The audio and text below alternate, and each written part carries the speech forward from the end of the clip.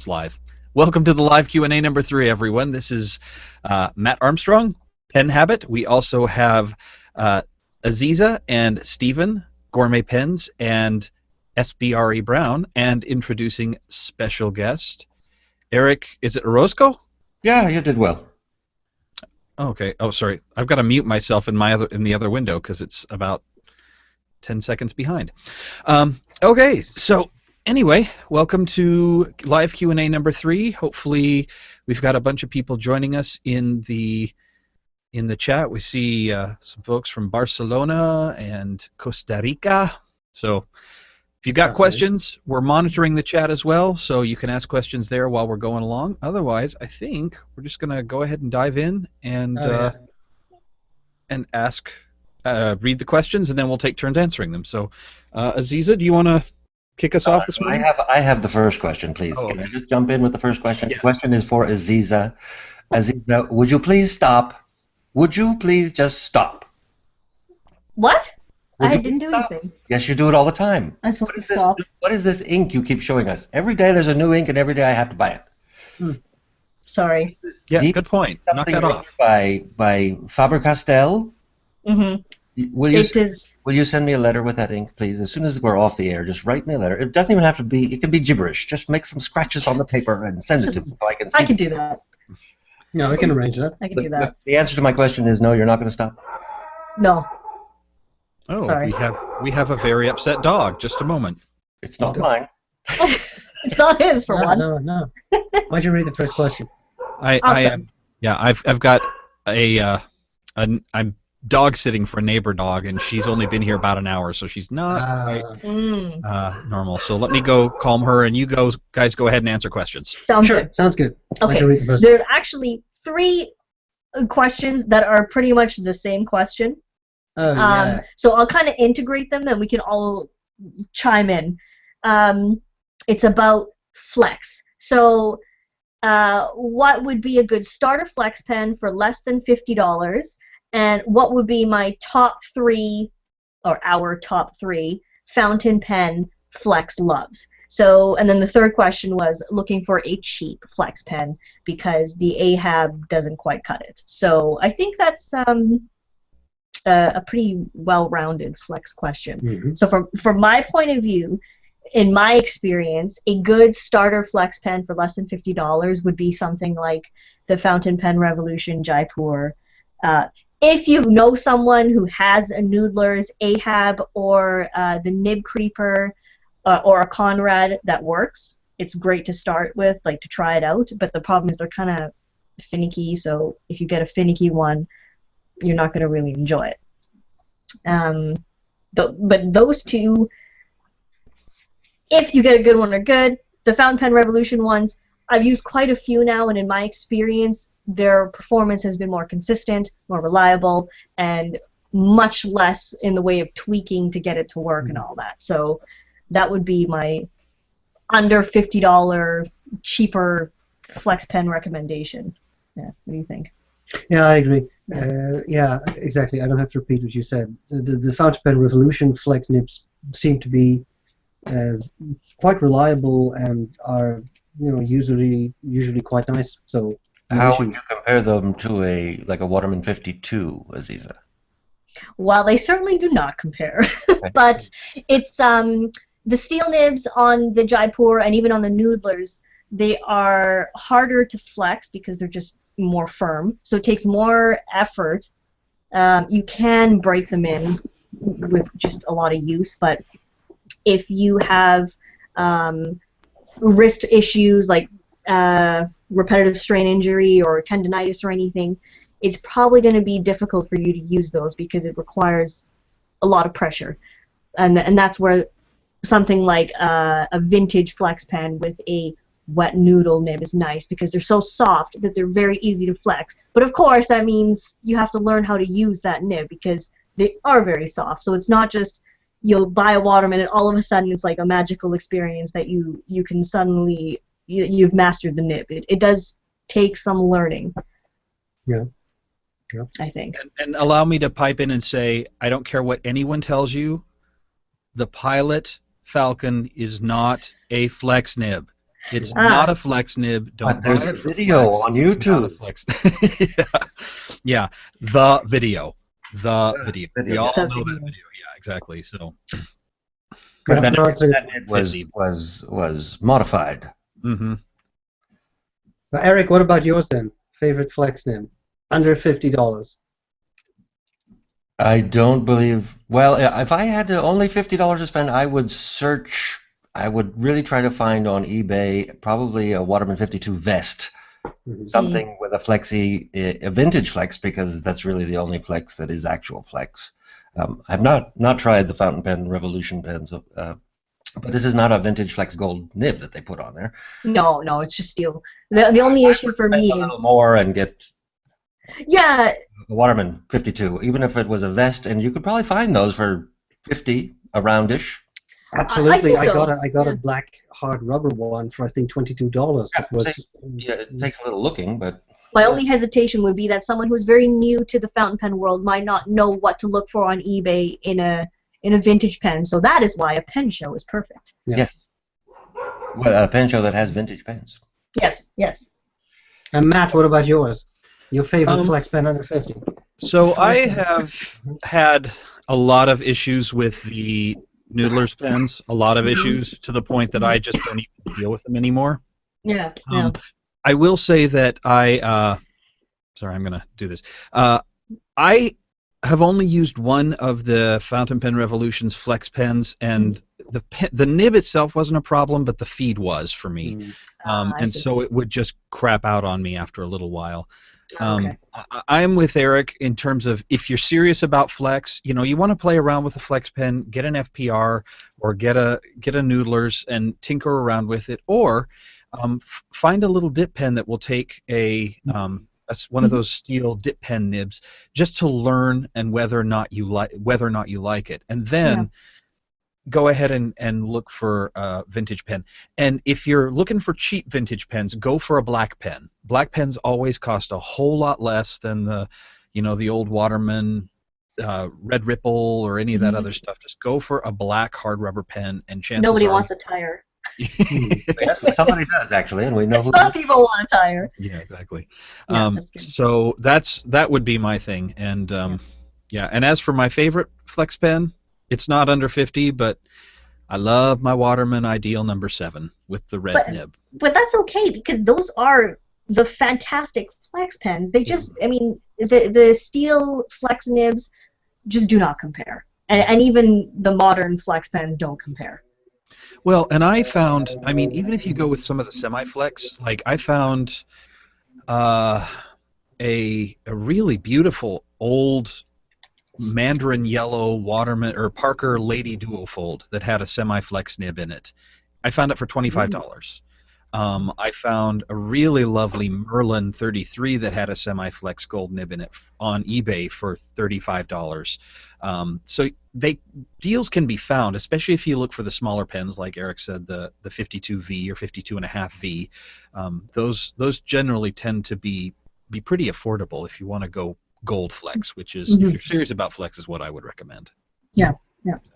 One final thing that I would like to say about that I get the feeling that people often ignore is that even if you buy the greatest flex pen in the world, you won't get the handwriting with it. So there's a lot of practice involved in being able to use a flex pen to do, say, Spencerian or copper plate script that won't come with the pen. So even if you spend $6,000 on a flex pen, you will not get that handwriting just overnight. That was just me nagging. Maybe the next question. Well, before that, really quickly, Michelle Irene just said, I know nothing about vintage, and that scares me to even look into it. Don't let it scare you. You'll never learn if you don't start looking. Or go to a pen show. Pen shows are great because someone there will be able to talk you through it. Go find Susan Worth's table, and you may never leave. So. Or you'll leave with I will say that about Susan Worth's table is that she has lots of flex pens on the table, and they're all inked up. You can try them right there at her table. Exactly. Yeah. Okay. So next question. I'll go ahead and grab one, I think. This one's from Parsa Shamlu, who asks, "What are some pens you were dying to buy but ended up selling eventually? Cheap pens don't count." Let me see. Let me count the ways. Let me count the pens. There are a lot. There are a lot of them. The Omas Bologna, the Lamy 2000, the Edison. What was it? The little one, not the. The Mina. No. The Perlette? The Perlette. Yeah. No, it's one of the production lines. It's Beaumont? the Beaumont. It's the Beaumont. Yeah.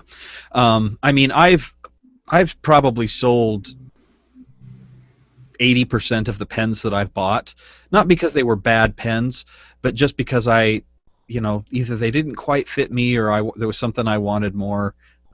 So, yeah, there's a lot of them for me. I think the one that I wanted the most that I sold was probably the Visconti Salvador Dali. I loved the little melted clock over the clip. Mm-hmm. And the design, and I ended up selling that because I had a Van Gogh, and it was basically the same pen. Yeah. Plus, they had this little weird pie crust thing around the cap band that kept the pen from laying flat, which used to drive me crazy. So that's me. So what about you, Eric? Well, you mentioned the Lamy 2000, and I really like the Lamy 2000. The design of it is, to me, classic, and I just love the pen. So when the Lamy 2000 with stainless steel came out, I just absolutely could not wait to get my hands on that pen. And I got it immediately as soon as it came out, but I had to sell it because it's just too heavy a pen, and it's something you don't know until you have the pen and you try to write with it. And I absolutely had to have the Mont Blanc Brahms. I just had to have that pen, and it was not a bad pen. It's just sometimes our imaginations make us feel that our lives will be complete if we can only have this pen. Then I think that happens repeatedly. Our expectations are greater than, not that the pen is bad in any way whatsoever, but our expectations were greater than. The classic pens LB5. Sorry. Someone say something? Yeah, those pens. Mm-hmm. I also had, I loved that pen. The look of that pen was the Visconti Wall Street limited edition with the section that had the same material. After a while, it just sits in your desk and you don't use it, and you go, why did I have to have this pen? Why? Mm-hmm. So you sell that one, and then you move on to the next one. I have to have this pen. I have to have it. Yeah. What about you guys? What about you? For me, like you, there are quite a few that I've gone through because whether it was, ooh, this is shiny, I really like this, and I buy it, and then I spend a couple weeks with it, and then I realize I'm not madly in love with this pen, which I don't think is a bad thing, but one that really stands out for me was actually one I bought quite early on in my fountain pen collecting or growing exploration career. It was the Conway Stewart Marlboro Vintage, and I got it with an italic fine, and it's just a beautiful pen, and it smelled so good, and it was so pretty, but there were two things. One, the nib just did not work. It had to be nib-meistered. I mean, like, it just would not write, and it drove me absolutely insane, and then it sat in a drawer for, I think, 2.5 years, and it was very expensive when I bought it, so it was kind of, it was just throwing away money, and then eventually the nib was tuned, but then I realized when I could actually use it that it was just way too heavy, so it's kind of sad, but at the same time, you know, you send it to a better home, someone who actually really wants it and knows what it is, and move on to something else. I had a similar experience with a Conway Stewart Model 100. Absolutely gorgeous finish, deep red with a yellow swirl. Italic medium nib, beautiful, but the nib was horrible. It was so skippy, it hardly wrote. Eric knows because Eric was there in DC when we tried it out, and then we gave it to Mike Masayama, and then it was fixed. But even so, even after... Same thing that happened with my Conway Stewart. Give it to Mike Masayama, and finally it writes. Yeah. I think Conway Stewart had serious nib issues, and beautiful pens. Absolutely stunning, but not good enough. And although the pen was nice, it was a bit like what Eric said about Lamy. Oh, not Lamy, the Wall Street. It was just never inked here, so we sold it. Even though it was a gorgeous pen, it just not good enough. And one of the things, to kind of bring the question full circle is, when I got started, I didn't know what I liked.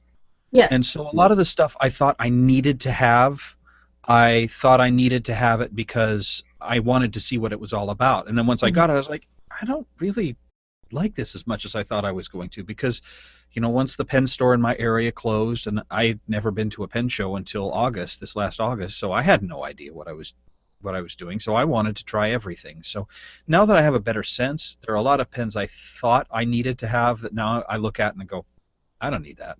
So part of it comes with experience too. Is that the same thing you're doing, Matt, with all those inks behind you? Just learning which ones you like? Yes, well, largely yes, because for some reason I am anti-ink sample, apparently. I don't like the samples either. They're just useless. I buy the full bottles, and then but I am on a full-blown ink buying hiatus, and probably will be for the rest of my life. So we'll see how long that. For the rest of your life or the rest of the year? Maybe not even that. Start? Did it start this morning at 8 o'clock? Is that exactly? So this is basically, I don't ever put an order into any online retailer without adding a bottle or two to the order. It just kind of, every time I order, I just add something to it. So, but you know, on the plus side, it really helps when I'm putting together my ink reviews, because I have a whole bunch of comparisons to look at. So, yeah, yeah. Okay.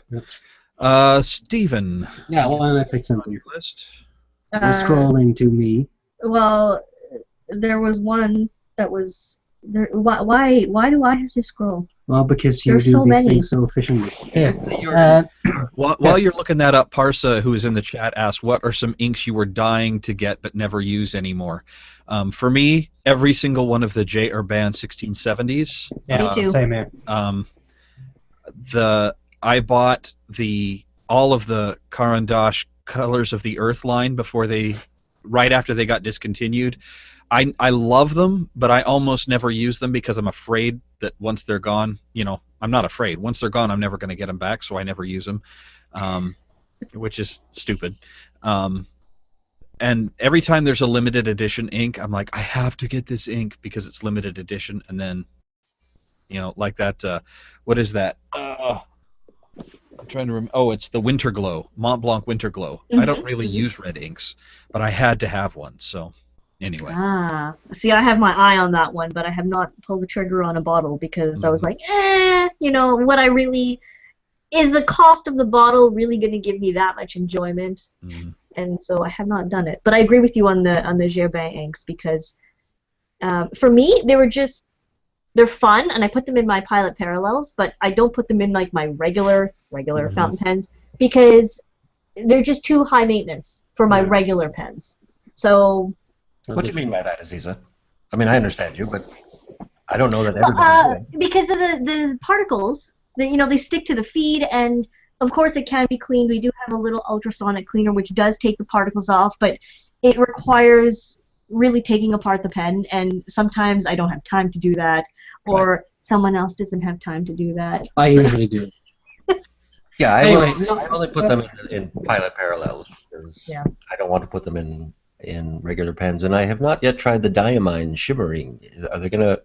You have, Aziza. Is that the same thing? You really only trust them in Parallels? Those ones I have found are much easier to clean, because it seems to be more shimmer and not particles. I guess they're just smaller, less sticky.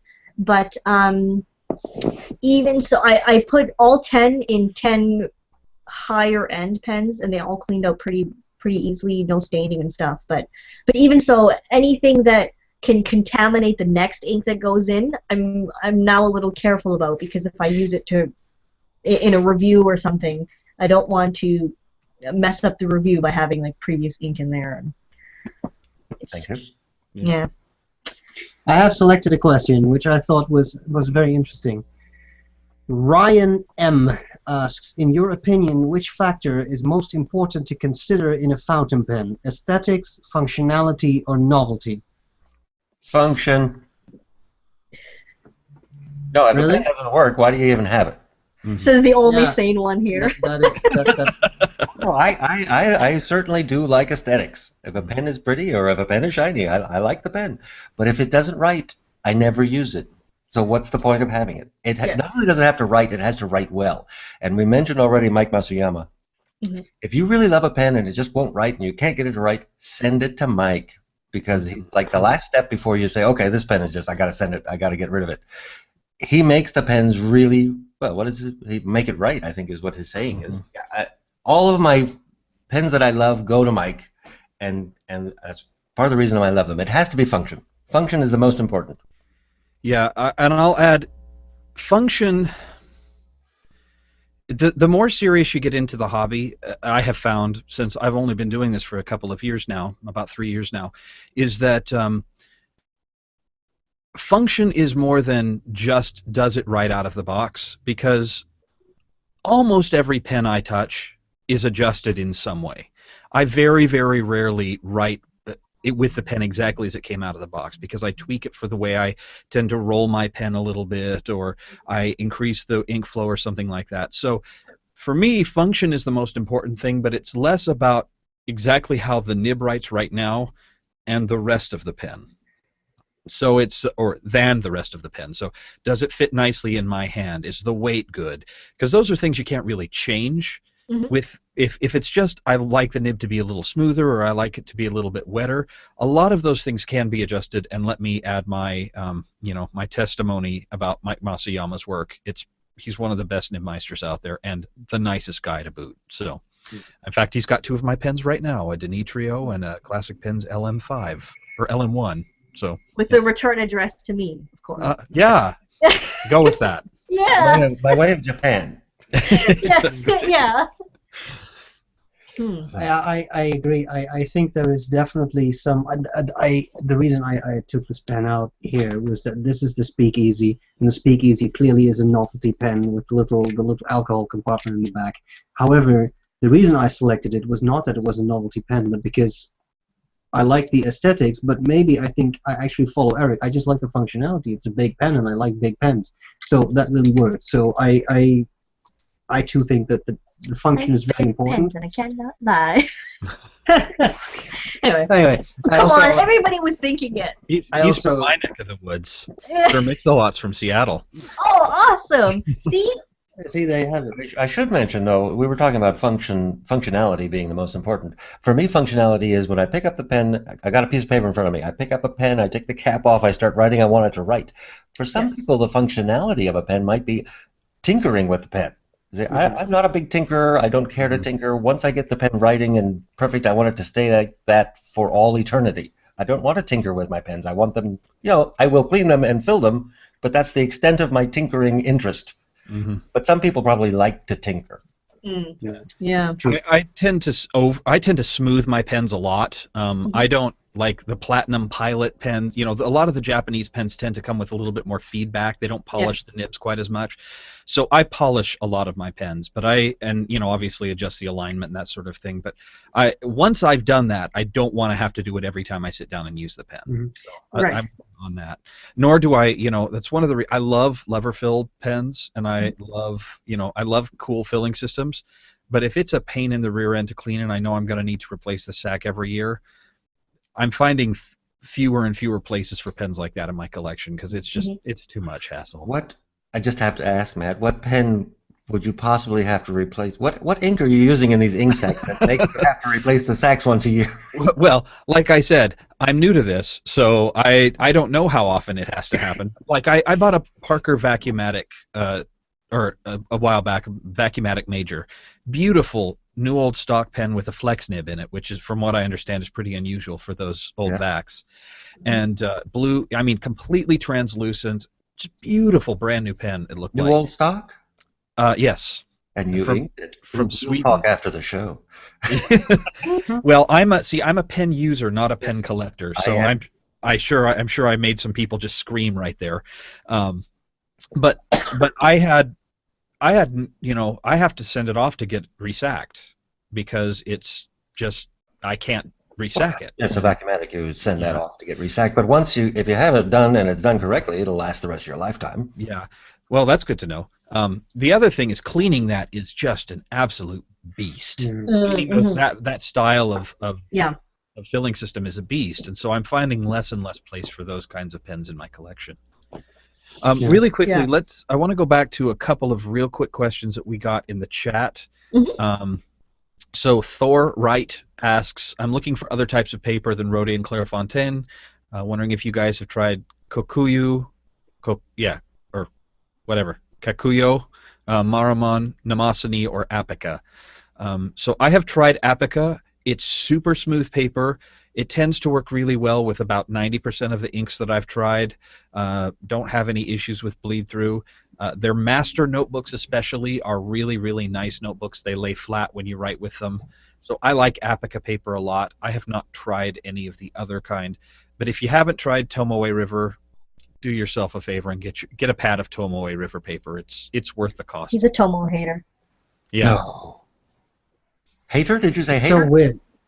You don't It's so weird. You're right. It crinkles. It upsets me. Well, I've used all 4 of those papers, and I think No, my so favorite fancy. is You're the so Marumon and the Nemosine. Is that a paper? Yeah, it's a Oh, yeah, specific the little notebook, thing, yeah. one of their subsets. I've used the Marumon Kula B7 set 7 I really don't know. colored covers with like hard plastic. Really, really nice paper on those. And I think that would be my favorite. Those ones, the Marumon brand. But Aziza, do you mean they're better than Rhodia, for instance? No, but out of these 4, that would be my. Okay, out of those 4, that would be your favorite. But I wonder why Thor has apparently found the best papers, in my opinion, already. Probably just curiosity, wanting to try other papers. Because I don't try any other papers. I don't. Are you a Rhodia Clairefontaine guy? I like Rhodia and Clairefontaine and Tomato River, and I don't see why I have to go looking anywhere else. Yeah. Yeah. I just feel that I'm going to be disappointed. Yeah. You should try copier paper. I should, shouldn't I? I've got some right here. Amazing. When I run out of the good stuff, I might have to do that. 75 GSM Staples Yeah. copy paper. That's some hardcore Good paper. stuff right there. Yeah, the other paper I really like that I don't think gets anywhere near enough press is Franklin Christoph's paper. Oh. I think their sugarcane paper is it's really nice. It gives you more texture, so if you don't like that super smooth thing, Franklin Christoph's paper is really I like it quite a bit, and I use their journals a lot. But for my daily writing, I'm on Rhodia pretty much all day long at work, and then I have a Tomoe River journal, and that's what I use to write letters. So I will say Franklin Christoph is right up there with Rhodia. It's top-notch, amazing paper. I pick it up every time I go to a pen show because it's only available at Franklin Christoph. I don't find myself ordering at Franklin Christoph as much as I order at like online retailers, and online retailers don't sell the Franklin Christoph paper, so I don't get a constant replenishment of it. But whenever you go to a pen show, you have to pick up Franklin Christoph paper. yeah, I was part of I got on Mass Drop a while back, and when they had the 3 of the A5 notebook sizes, I was like, excellent. So I have a few sitting around that I haven't that I haven't used yet. It really is wonderful paper. Awesome. Okay, so Aziza, I think you're up next. Yeah, you're up next. What was the question again? I forgot. What? The functionality? What? The pen, or am I picking another Oh, we've already done question? that. Oh, sorry. Zoned out. You were supposed to pick a question now. I got excited. We were talking about paper.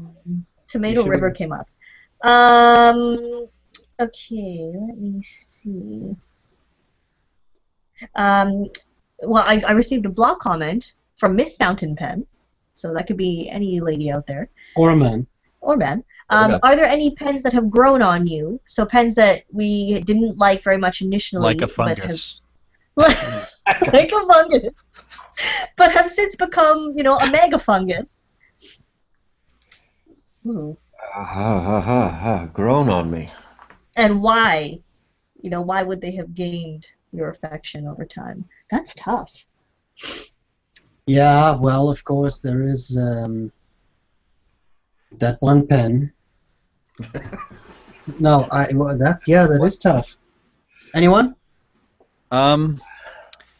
It's funny because I tend to fall in love with pens really quickly, and then I tend to go the opposite direction. Yeah, I love it exactly. at first, Yes. and then I fall out of love with it over time. There are a couple that the one that I didn't like very much was the Sailor Progear. I don't. It's too short, and I don't normally post my pens. But it came with a zoom nib, and I just don't care for the zoom nibs at all. And the only reason I had it is because I accidentally dropped a pen someone let me borrow nib first on hardwood floor, and so since it was a brand new John Modishaw tuned pen, I basically felt I had to order him a brand new one, so I had this broken pen. And then I took the nib to Mike Masuyama. Again, another plug for Mike. He's not an advertiser, but we're just fans. And he ground it into a cursive italic, and it's one of my favorite nibs now. And so I find myself using that more and more. But I don't think there are any that I was just ho-hum about and have grown into really amazing pens for me. So I don't know. I came up with one. There was a pen we bought, the Parker Dual Fold, the limited edition Ackerman edition, and we got an original factory Parker italic / stub. It's a little hard to classify, I think. And that nib, we dipped it in the store. It was fantastic. We took it home, and I had a lot of trouble making it right. And I thought, oh no, because I love the way the pen looks. I love the concept of the italic nib because it's an original old Parker nib. But I just couldn't make it work. And I gave it a very good cleaning, and now it writes like a dream. But like a really good cleaning, because it was a vintage nib, basically. It had been in that shop for a long time. Who knows how much stuff it collected. So, but that's fine now. So that was actually more like a mechanical defect, I suppose, that was now fixed. But it's fantastic. So that's a pen I actually fell in love with. I've remembered one as well, and it's been so long since I didn't like them that I had forgotten that there was a time when I absolutely swore I would never own one, and that's the Vanishing Points. I did not like those Vanishing Points. I thought the design was very anti-fountain pen. There was no cap. The nib was this tiny little thing. I want to see a nib. I like fountain pens because of the nibs. I thought I will never own a Vanishing Point. But boy, once you get used to a Vanishing Point, they are those so nibs convenient. are so good too. They're just wonderful to use. So yeah, I've got like 4, and I just love them. But I do remember a time in my history when I said I'll never own one of those. It's like sacrilege. Yeah. By the way, the chat room reminded me of other paper, black and red notebooks. Yeah. Oh, Yeah. If you haven't tried those, they're quite inexpensive and surprisingly good for the price. Yeah. So I've got one. That's what I keep. Because I'm a nerd, I journal all of my media, so all the books and audiobooks and movies that I read and watch and listen to and that sort of Wait, stuff. why is that nerdy? Isn't that just sensible? Yeah, sensible. That's Really? Okay, look, you have really expensive pens, right, and lots of nice inks. So I'm trying to throw you a bone here. Like it's like, this is good. This is good. We're using your stuff. Yeah, we need every excuse we can find to use our pens. Exactly. I mean, just grocery lists don't cut it. No. But in any case, the black and red notebooks, that's what I use for that, and I haven't had any issues with it. Now, I've not used a flex nib on that, but it seems to hold up to wet broad nibs no problem. So, yeah, as Paul said in the chat room, I think we all crossed the nerd line a long time ago. So, Yeah, that's true. We're talking about fountain pens. How about the next question? yep. I think it's Matt. Your, Oh, is it? I think well, No, I No, think it you is should do mine. it, Matt. You're right. I think you should do it. um, You only live once. Just throw a dart. So this is a question mainly for me, I think, because I'm the one who almost quit. Heather Folsom on YouTube asks, "It's been awesome seeing you blossom since you come back. Since you have come back, going from burnout to really diving in is fascinating and really admirable. Anything you'd like to share about that process?" So, quick backstory for people who don't know: I did one season of reviews. I did not have a very good time with it. I was getting a lot of really assy people, for lack of a better term, leaving comments, and I was, I had like filled my credit cards with pens and ink and paper, and so I was like, I'm not sure I'm coming back after this season. I did eventually come back for season 2, did all of season 2, and then started season 3 back in October. For me, a couple of things. One, I paid off all my credit cards, and I'm not buying pens on credit anymore. Period. If I can't afford it up front, I just don't buy it. So that has helped. Solid advice. Yeah, because it has helped me reduce the stress. Yeah. I have taken a very active approach to the way I handle comments and new stuff on YouTube. I delete jerky comments. Just flat out, I don't respond to them. I'm trying not to post them. I did do that one response video last time, but I ended up It was just a troll not. calling you. Did you notice? Yes. It was a Yes. troll right now. Exactly. I have no idea who that was. Anyway, and then the other thing I did was I continue to take breaks because I do get burned out like anybody else, and so I try to work ahead and then take some time off and work ahead and take some time off. So that's kind of the process that I go through. And at some point in the future, I've just made peace with the fact that if I'm not having fun doing this anymore, I'm going to quit. Yeah, like what's the point? It's like it takes so much time, so much energy, and so much money. Yeah, all my credit cards is very much an American thing. So that's kind of what has happened. That's how I'm doing what I'm doing now and why I'm enjoying it. Plus, I've got all this equipment around me that I really enjoy using. So having the toys really helps me quite a bit. The lighting and the cameras and playing around with all that stuff. And I love the people. That's the thing I really like. I love the people I interact with for the most part. So. For the most part. There are still the clown holes out there who try to make life difficult, but I have learned how to derive such beatific enjoyment of locking people who have decided to make it their life's work to just be jerks. It's just I get a nice little warm feeling inside when I block someone and report them for abuse to YouTube. It makes me happy. So. That's hilarious. Okay. But so good. That's my question. So I think, Stephen, are you up next? I think I am. And I just saw a very interesting question in the chat that I think is interesting. What is your all favorite online retailer to buy most of your pen-related products? And I think that's interesting. That's kind of tough, though. Yeah, I can't say I have one online retailer where I buy most of my products, but I do know that the first online retailer where I bought a nice pen was La Couronne du Comte, and I still think that is a magnificent online retailer, not only because they also have a brick-and-mortar store, but because they really deliver wonderful service. And I know they're one of my sponsors, but I say that because way before they were my sponsors, every single experience I've had with them has been extremely positive. So I really enjoy that company. Everything, their servers, their aftercare, the communication. If something is not in stock, has to be ordered. I think it's top notch. What about you? Well, I buy from all sorts of places. Well, then pick one.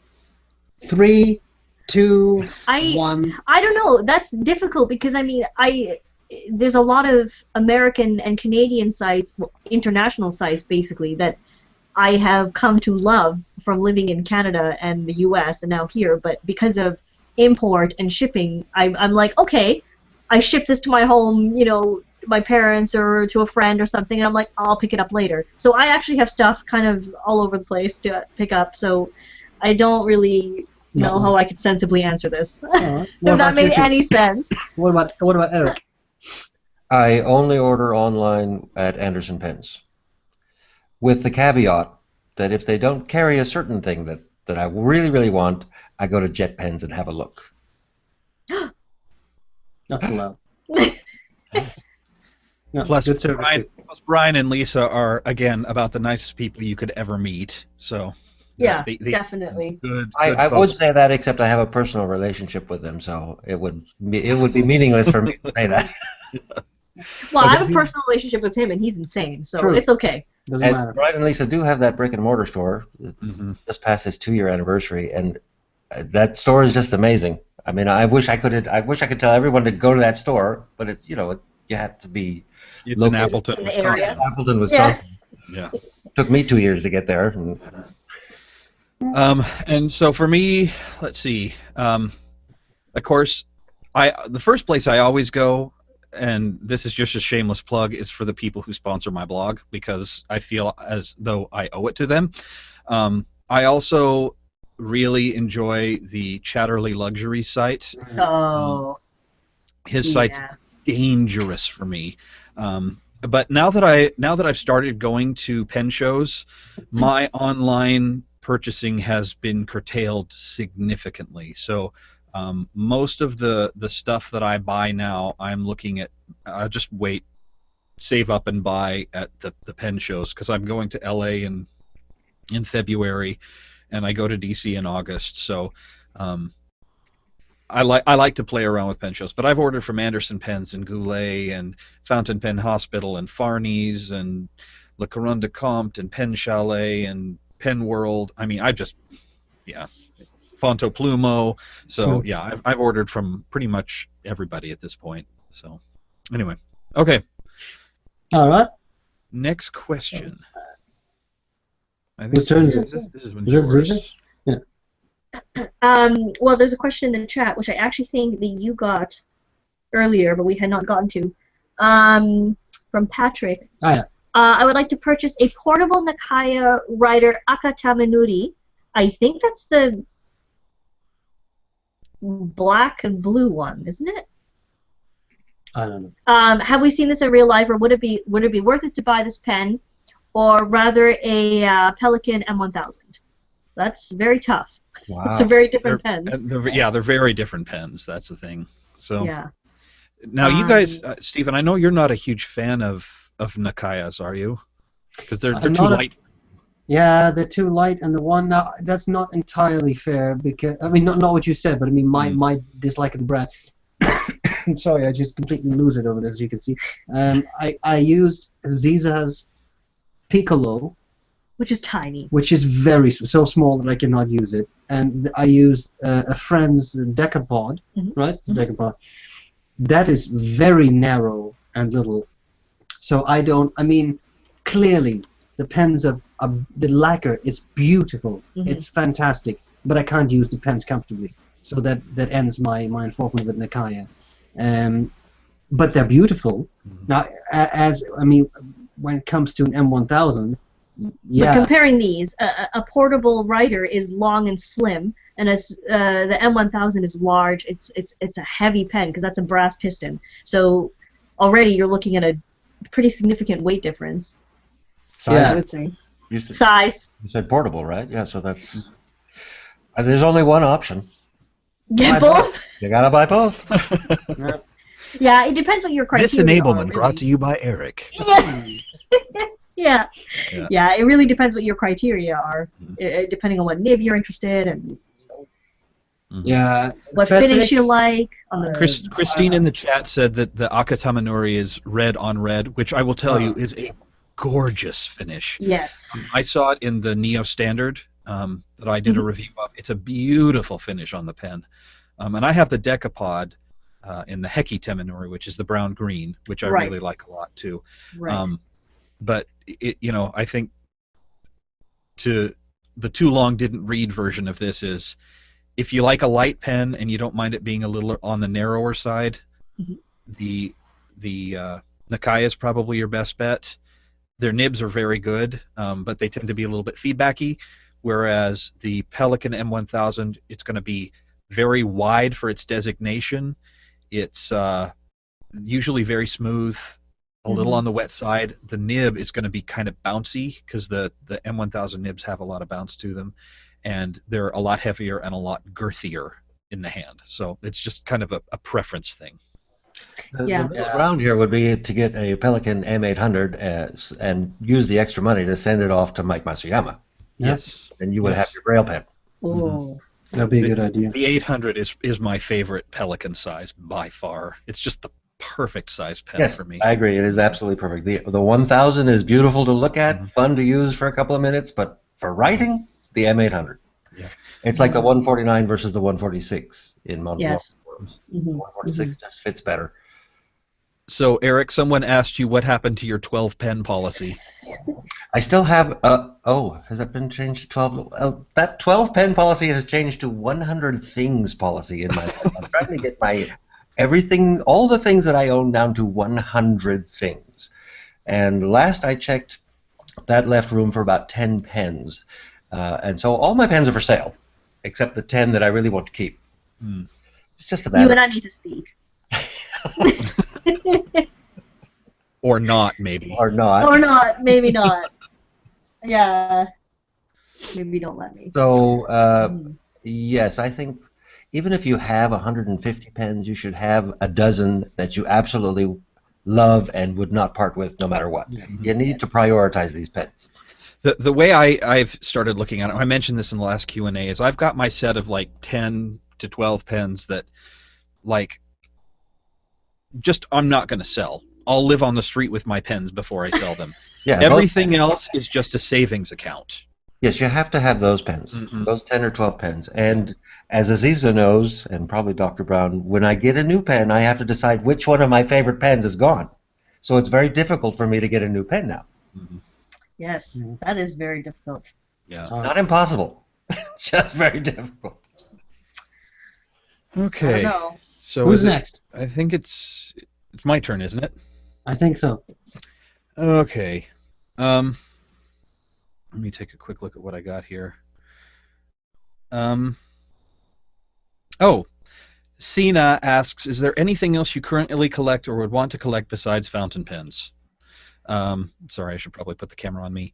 So last month I went to Ohio where my grandmother lived. She passed away back in July, and we spent a week cleaning out her house. And she had been in that house for 65 years and was a hoarder. We threw away 3 20-yard dumpsters of trash in 4 days, and we're still only about halfway through the house. She had all of her parents' stuff, all of my grandfather's parents' stuff, and all of my grandfather's aunt and uncle's stuff, because they died childless, in one house. They had a 3-car garage that was floor-to-ceiling full. Every bedroom was floor-to-ceiling full. So the short version is no, I don't collect anything else. We have the hoarder gene in my family, and I just the one thing I did take with me from my grandmother's house is she had a bunch of stamps. She had started collecting stamps. Fortunately, stamps don't take up a whole lot of space, and they can be had for pretty cheap. So I may at some point decide I want to start doing a little bit of philately. But at the moment, no, I'm not doing any more collecting, because You do realize that you have a collection of ink behind your head, as you say. I don't collect anything besides pens. well, I consider ink to be part of the pen Oh, you're one of pen those. sphere. Yes. So anyway, so what about the rest of you guys? Any collections, Eric? No, I don't particularly like having a lot of things. I like having as few things as possible, but I do have an interest in stamps, so I always avoid them. I really kind of like typewriters, but could you imagine collecting typewriters? You would need like a warehouse. So no, I just avoid those. That's true. Well, hey, we found about 6 typewriters at my grandmother's house, so if you want any, just let me know. No, you're not going to take me down that rabbit hole. So Oh, man. I do have to say really quickly before I pass it over to Stephen and Aziza. If you're a collector, the real question is not, do I want this, or do I think someone can use it? The question is, what are my kids going to do with it after I die? And if you think the answer is, my kids are going to throw this away, make sure that your kids have a good feeling towards you after you die by doing the work for them before you die. My grandmother, I mean, literally for a week, I just sat inside my head going, Grandma, why did you do this to me? I was so upset with her. Just don't do it. Don't do it. Yeah. If you're a hoarder, get help, please, for your family relationships. There's the man with Insane. 1,000 inks behind his head. Yes, but see, I'll throw those away or give them away. I'm not emotionally He tied put to the those in his things. will for me. Oh, okay. Don't worry. Okay. Taken care of. So, Stephen, I know you have a little sword collection, do you not? Yes, Yeah, and at I'm one point. actually I have started to sell those, which is not super easy because it is a fairly specialized object. But apart from that, I don't think I really collect. And even to be honest, even in the pens that I use, I don't think that is a collection. A collection, I think, is something that has a focus. For example, every Parker 51 ever made. And I think that if you just buy any pen you like because it's shiny or because you want to have it, it's not necessarily a collection, right? Then it's just accumulating pens, which doesn't mean that there's anything wrong with that, but then you're not an official collector. You're just an accumulator of fountain pens. And although in the past months there has, I think what has developed in my pen use is that there is a little bit of a collecting thing, to the extent that I really like the Visconti Opera Master model. So Wait, I have. this is about what would you currently collect aside from that? Yeah, but I'm just trying to make a point. The point being Sure. that is starting to become a little bit of a collection, but even that, I know there's a lot of models out there that I don't want to have and don't want to own. So even in pens, I don't collect. How about you? So your answer is you do not collect anything else? He doesn't even collect pens, apparently. No, I don't know what I would collect. So are the swords not a collection? Well, they used to be, but I don't. Let me put it this way: I don't buy swords anymore, so I don't actively collect it. There may have been a collection at some point, but it's not really, and it's being broken up as it's sold off. So I don't think that counts anymore. He's in denial. He doesn't even think his pens are a collection. Aziza, how about I you? know. I have a small collection in my fountain pens, but it's very small because it's just small based on the pens. Did I ruin everything now? That's usually what I do. Go into a room, I ruin things. So What? nothing. So weird. He's obviously hungry. But I don't collect in terms of fountain pens a brand or a type of pen or something, I guess. Other than shiny. You like okay, Rodden. You this- like Rodden. Yes, I like the Rodden technique. I And think expensive pens. I also like music nibs, but it's a very small collection, and I'm not like out to collect every single music nib on the planet or every Rodden pen. But other than that, I also do not have any collections. I'm kind of like Eric in that I'm trying to get rid of stuff. I don't want to have stuff. Is that weird? Probably. No, we're just minimalists. No, I we're not. thought you minimalists. told me at one point you have a serious case of one of everything-itis. Yeah, I really did, but Mhm. it's I'm trying to not have it anymore. Mhm. Well, I've moved a lot. According to Brian Anderson, if you have 3 of any one pen, it's a collection. So if you think about the pens you own, how many collections do you have? So I can think of 2 or 3 off the top of my head without even looking at my pens. I I think think just 4, The 5. Pilot Parallels. Pilot Parallels, that's one collection. but those are fun pens. It's That's still a collection of Pilot Parallels, according to Brian Anderson. Well, at that case, I just need to get myself another classic Pens LB5, and I can start a collection of those. There you go. And there's Taylor like what, cut. 4 or 5 colors? There you go. That's Well, perfect. I just got an email from Andy with they have a bunch of new color prototypes that they're working on, like 8 new colors. Some of them are really, really nice that he took to the Columbus Pen Show last month. So, yeah. That's pretty cool. So I will be avoiding his table at the LA show and the DC show for the time being. Yeah. Okay. I think, let's see. Stephen? Or no, is it Aziza? Is I think it's- your question? It doesn't matter. If you see one first, go for it. There's quite a. Let's take. I wanted to take a little bit. We're getting close to the end of the hour here, so there's one question that I've been getting a lot of lately that I wanted to talk a bit about because because I never miss an opportunity to stand up on my soapbox. So Jen left a comment on my blog that said, "At what point do you think a pen gets overrated for its price? Certain ones immediately jump the shark, but then there's some on the cusp of what I wouldn't pay for a pen that makes me wonder if stepping up my spending game is worth it.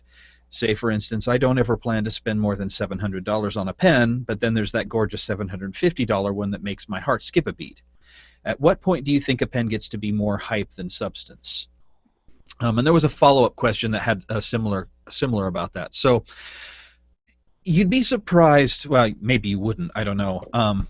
I get some variation of this question probably 4 or 5 times a week, whether it's on one of my videos or an email or on Twitter.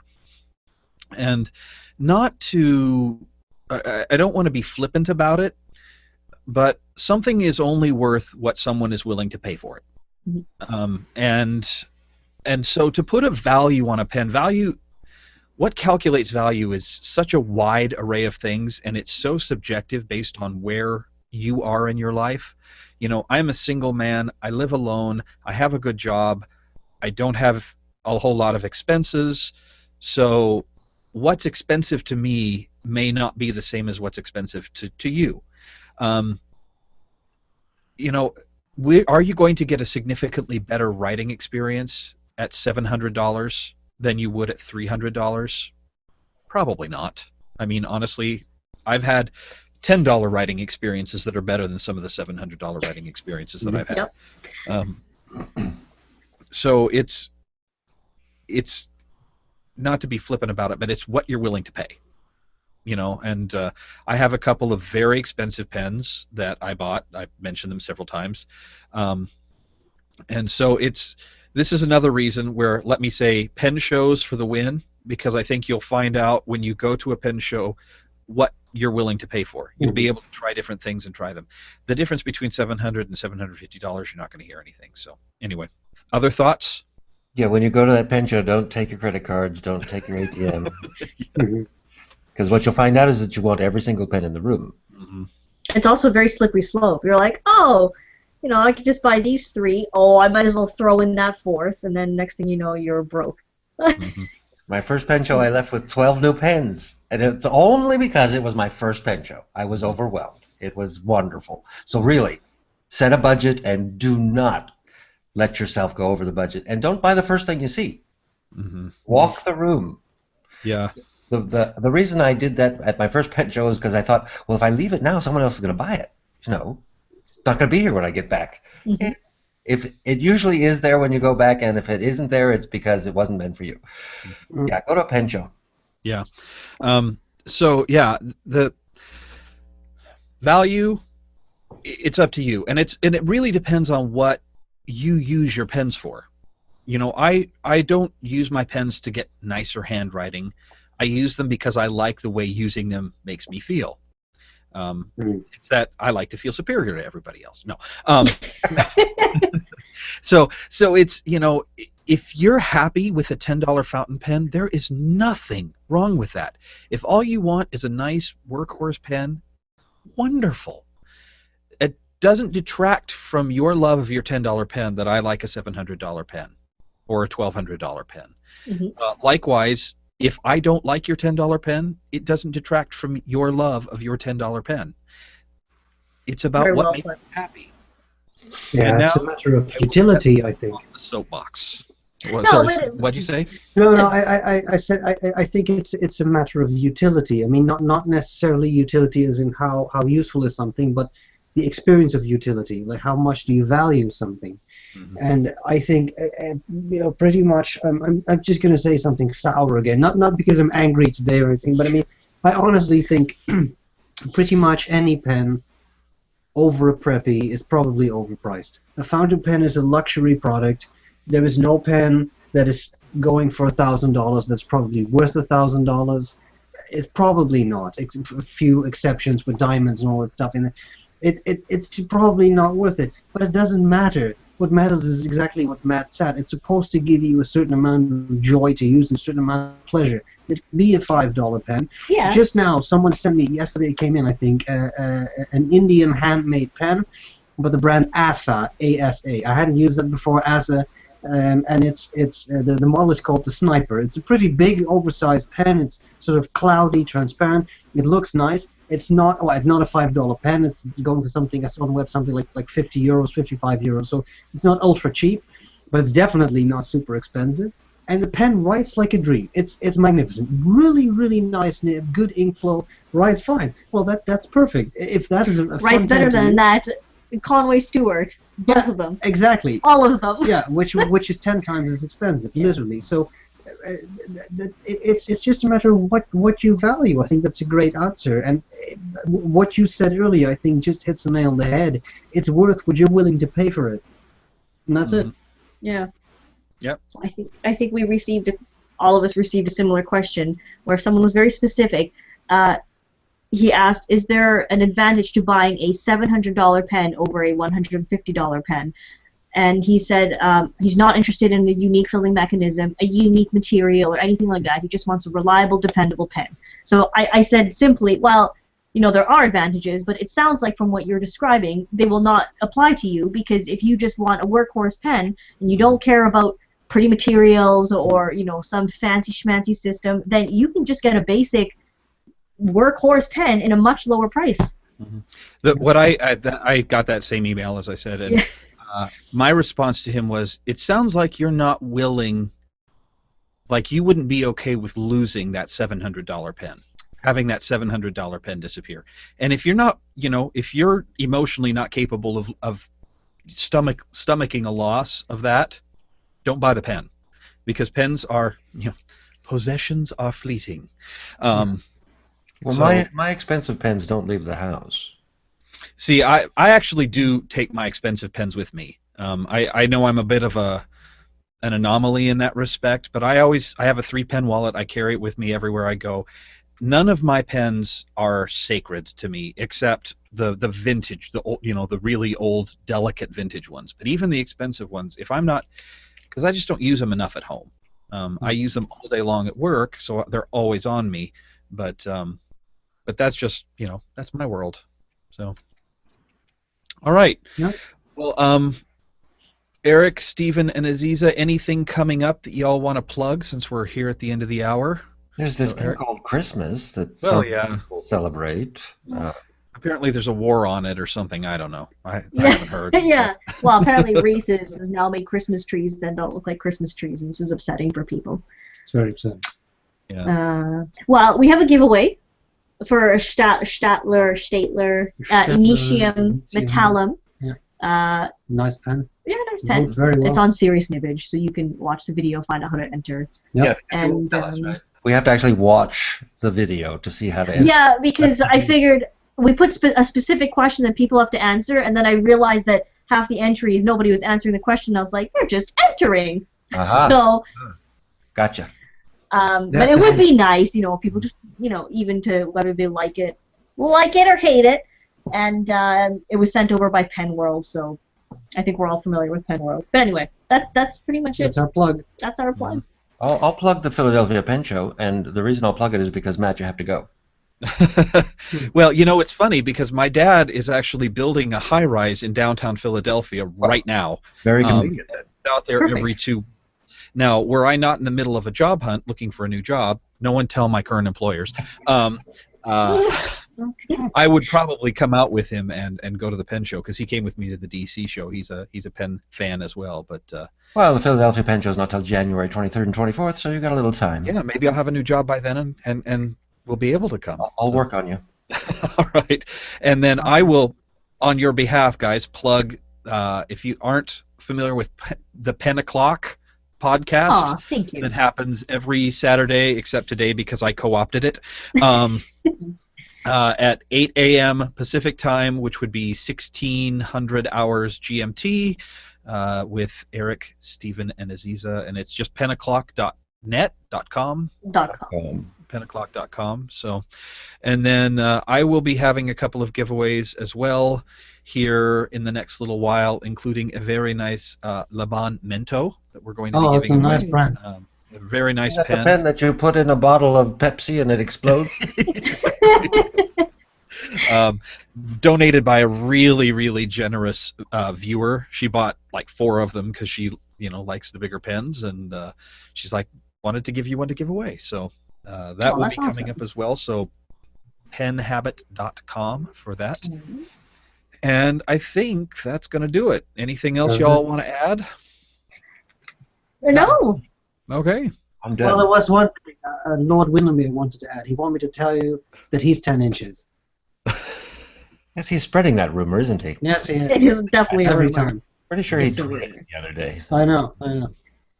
Well, no, I think this was nice. We had some decent questions. Good questions. interaction. Yeah. Yeah. And of course, we never get to all the questions we want to, so if we Yes. missed your question, we apologize. We save all of them, but considering every time we do one of these, we get about 7 or 8 times more than we can actually answer. We may never get to them, so Yes. just ask them again. Yeah. We'll maybe answer them the next time. So, all right. Well, thank you, everyone. Thank you very much, Eric, for joining us. Oh, thank you for Really having me. appreciate it. Hey, this was fun. Yeah, We should do this again sometime. Yeah, for sure. Yes. All right. Thank you, everyone in the chat room who watched and live. And if you're watching it after the fact, thanks for doing that. And we will see you here maybe in a month for the next live Q&A. So thanks, everyone. Bye. Bye. Bye.